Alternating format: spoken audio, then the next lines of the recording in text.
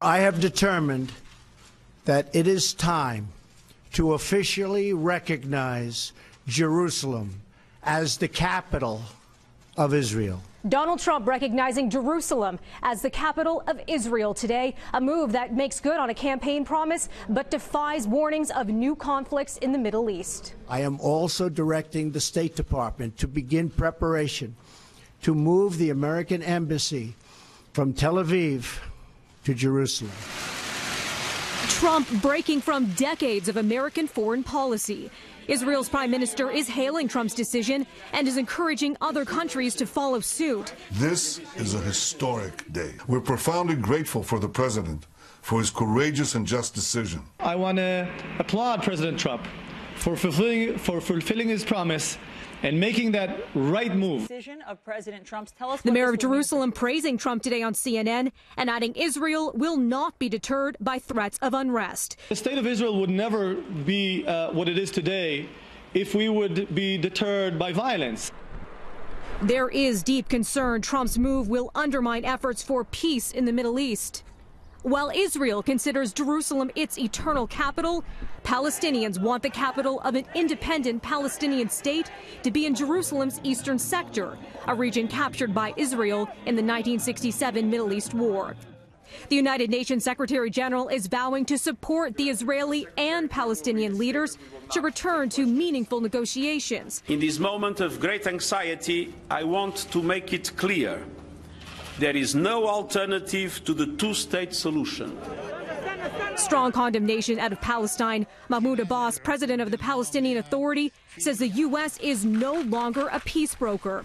And a top Palestinian diplomat claims Trump is strengthening extremist forces in the region as no one has done before. Closing doors for negotiations, and I think President Trump tonight disqualified the United States of America to play any role in any peace process. Coming up, mounting international reaction, plus some Palestinians marking the decision with 3 days of rage, and a warning today for Canadians in the Middle East.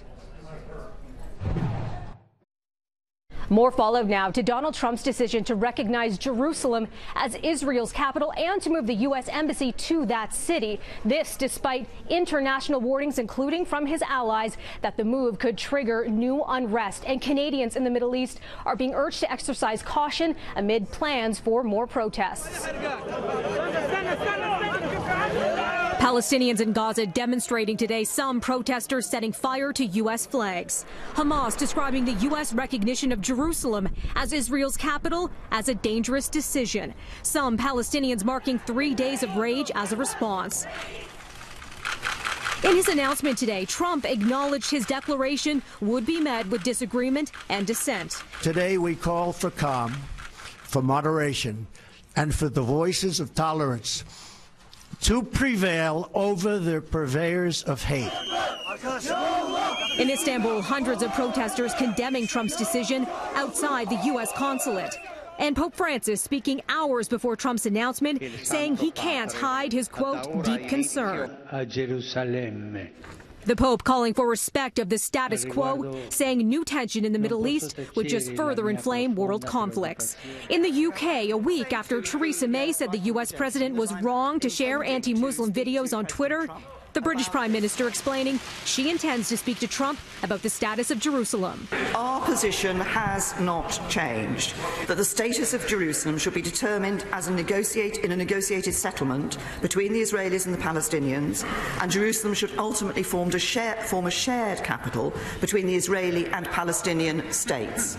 As for Canada's response, a spokesperson for Foreign Affairs Minister Chrystia Freeland says Canada is a steadfast ally and friend of Israel and a friend of the Palestinian people. Canada's long-standing position is that the status of Jerusalem can be resolved only as a part of a general settlement of the Palestinian-Israeli dispute. So what's next? Well, it could take years to move the U.S. embassy from Tel Aviv to Jerusalem. But in the near future, Donald Trump says his Vice President Mike Pence will be visiting the Middle East within just a matter of days.